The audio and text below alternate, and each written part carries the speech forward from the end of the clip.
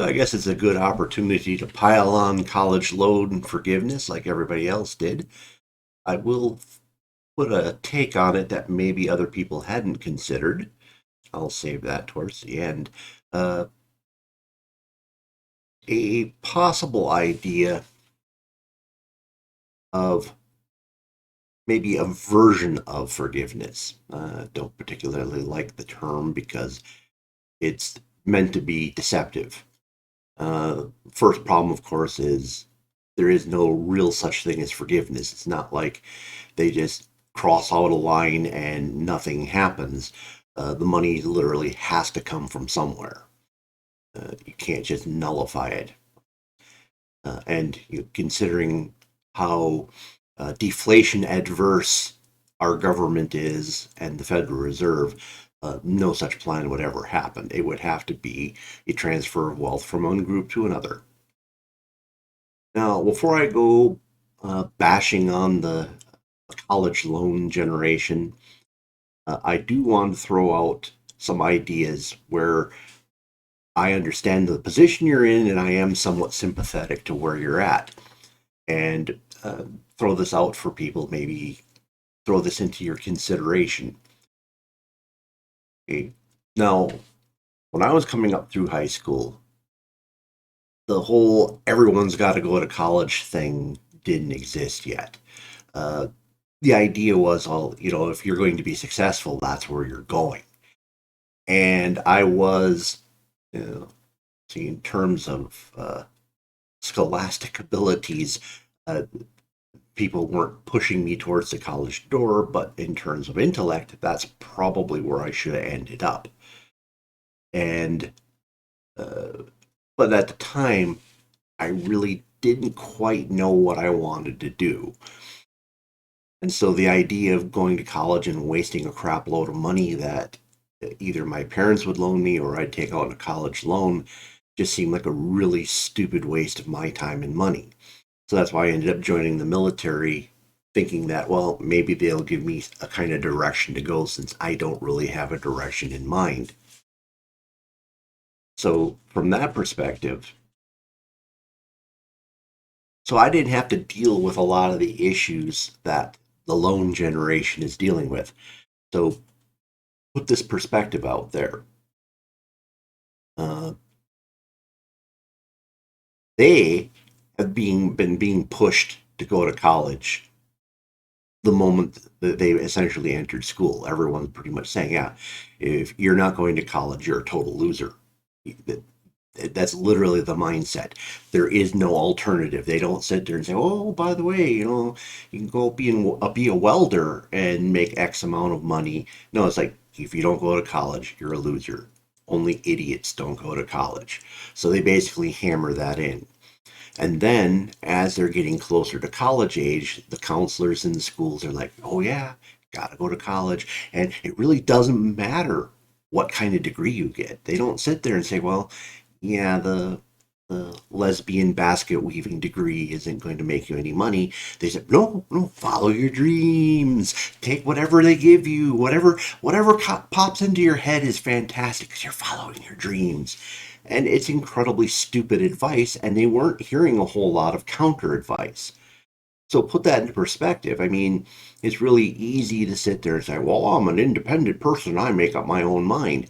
But these guys were basically being fed a huge load of BS from their parents, from their teachers, from the guidance counselors, all the way up. And then when they get to the point where they go to college, there's nobody going, "Well, gee, let me show you the market share and what degrees are actually going to earn you this and blah, blah, blah. And let's do a cost benefit return on investment analysis and determine which one of these degrees, how fast it pays off. And in terms of, if you're actually taking on debt to do this and how many years it's going to take you to pay off. And like, these ones you shouldn't touch because you're never going to pay it off because there isn't any." I remember because I ended up taking college fairly late because I waited till I got out of the Air Force and did the whole GI Bill thing. And I had this absolutely fabulous economics teacher. Uh, and Hermit Clay And the dude just did stuff that no other teacher was doing. You basically say, okay, everyone who's taking this class and who's getting a blah blah blah degree, and like overwhelmingly most of the people are in there to be teachers. And he'd pull up the stats and say, okay, here's what, here's how many jobs are opening for teacher. Here's how many people are upcoming through the pipeline who want to be teachers, et cetera, et cetera. And he'd just show these incredible mismatches. And he could not say, don't get this degree, but he would just lay it all out there. And you just watch the people in the class and they'd be like this. Are you saying I shouldn't get this degree?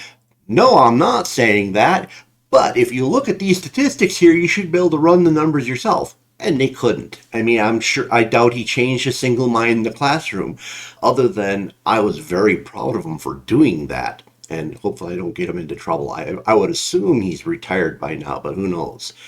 The guy was a absolute live wire in terms of his abilities and truly understood economics. Crazy thing, throwing economics into the calculation of figuring out how you should get the degree that's going to set you up for the rest of your freaking life. Yeah, applying economics, what a crazy idea. So that's where I do have some sympathy with the college loan generation. Uh, they've been BS their whole life, and they didn't figure out how bad it was until essentially they step out the door with a piece of paper that will not earn the money they got coming back in. Uh, so on that level, yeah, there's where I have sympathy, but I start losing it. I've never liked the term predatory loaning. Now, I mean, predatory loans is a really dubious, goofy concept. I mean, technically, a credit card is predatory loans. I mean, you're basically giving someone a piece of plastic saying, hey, uh, here's $10,000 worth of credit. Go have fun. They're not sitting there going, oh, well, here, let me give you counseling first and teach you how to fill out a ledger so you can calculate how much you're spending each month. Pretty much, unless you grew up with an accounting mindset, pretty much everyone has at least one credit card glitch in their life where they go, oh crap, I overspent. And then they spend several months digging out and they go, oh, okay, yeah, now I kind of know how to work a credit card. And then, of course, there's the people who just blow up incessantly with their cards. But the thing is predatory loaning is a BS charge. It's a way because people, okay, see, and this is why I hate all of you, the left and all of you.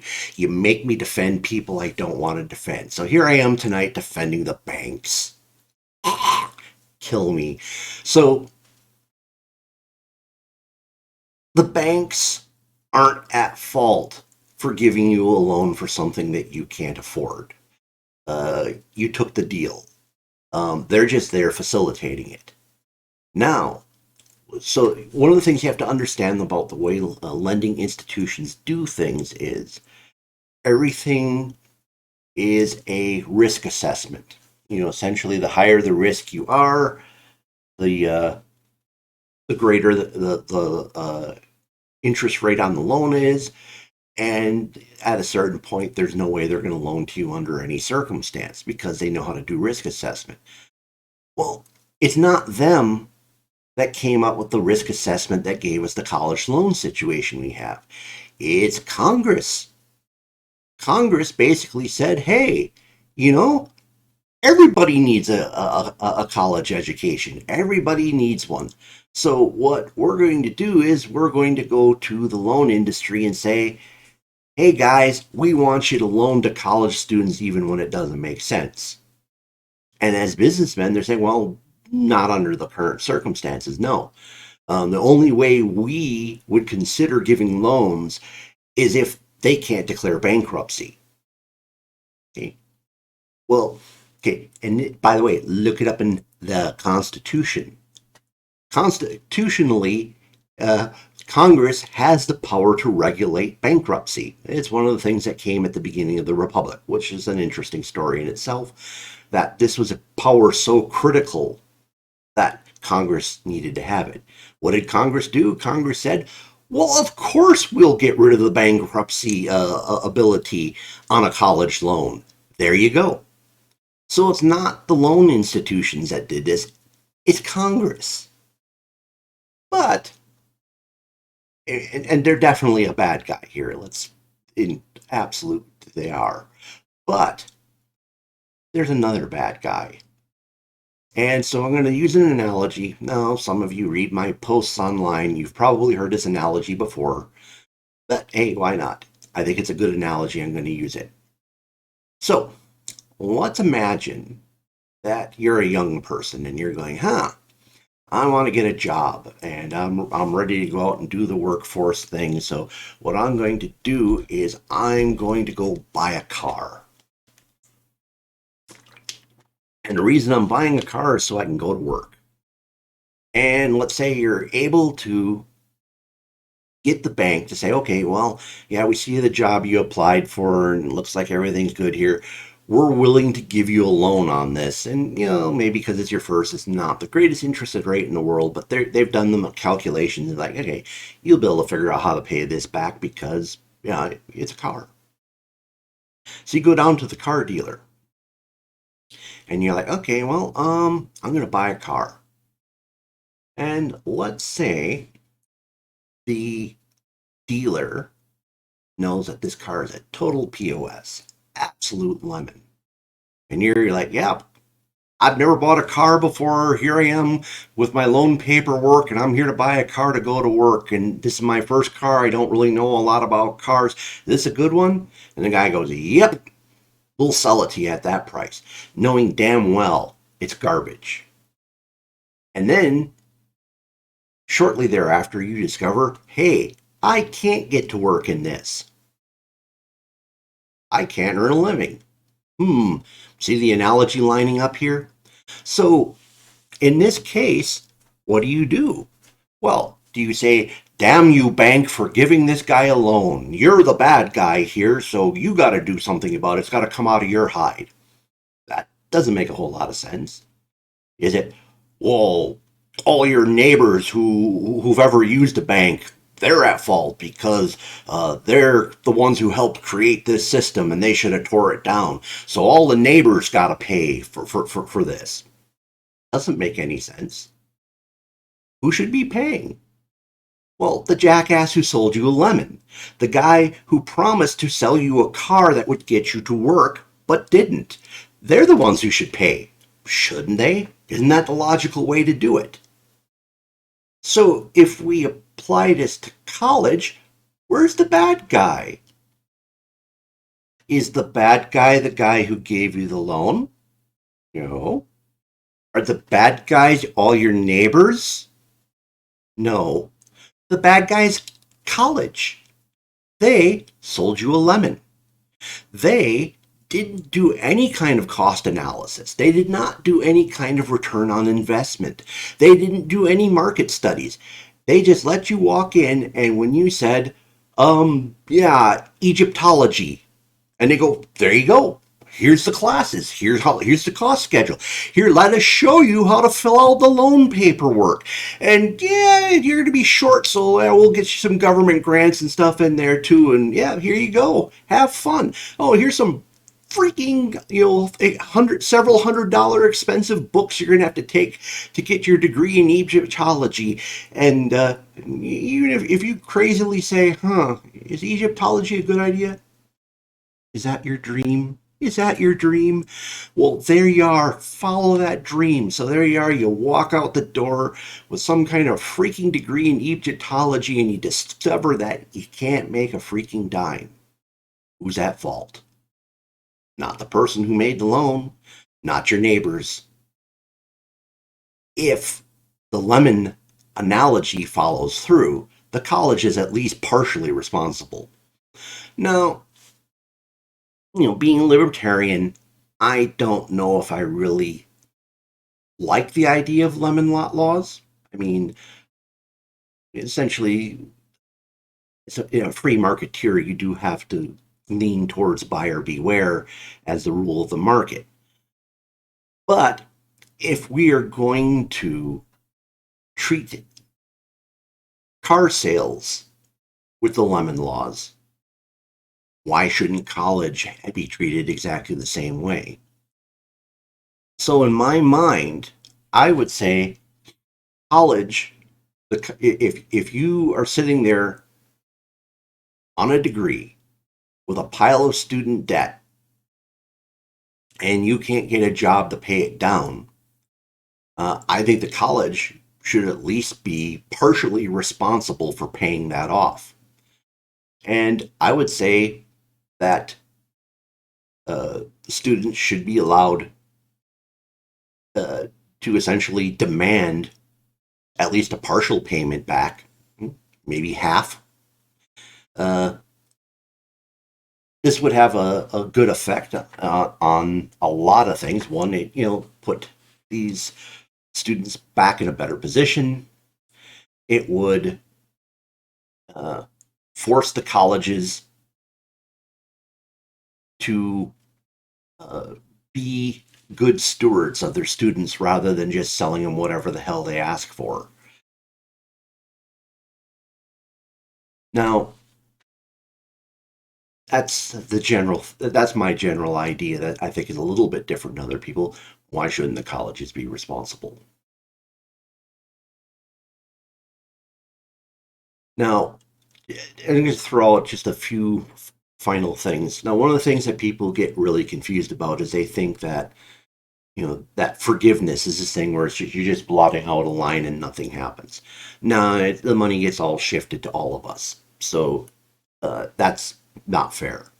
And worse, it has a tendency to shift the burden to people who are poorer than you. Worse, people who never went to college. Probably even worse, people who paid off their loans or people who got through college without taking on debt in the first place.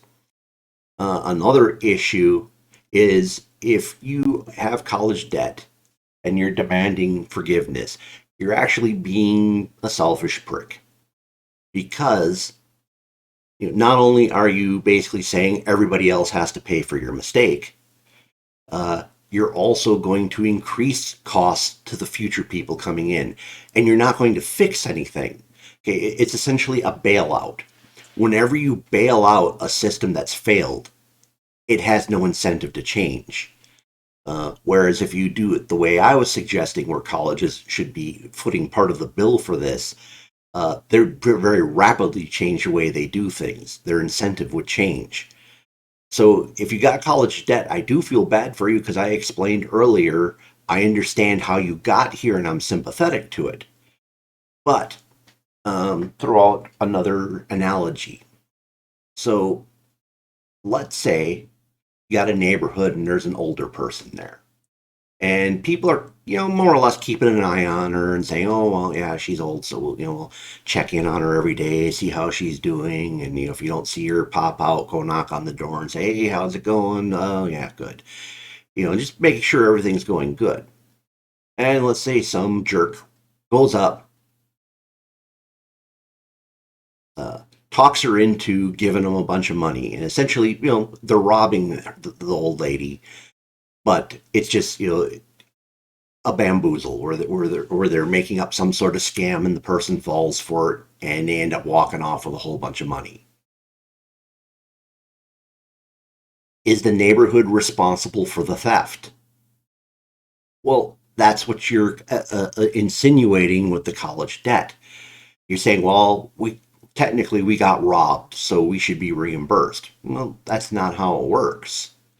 It's not the neighbors that are responsible for it. Once again, it's the perpetrator. The perpetrator is the thief. In this case, I think the thief is the college. Okay, so I think that's about all I can throw on that. I mean, everybody's kind of beating this horse right now, so I think I have nothing new I can add to it. So thank you for your time this evening. Please like this video. If you have comments, throw them in there. and hope to see you soon in a future video.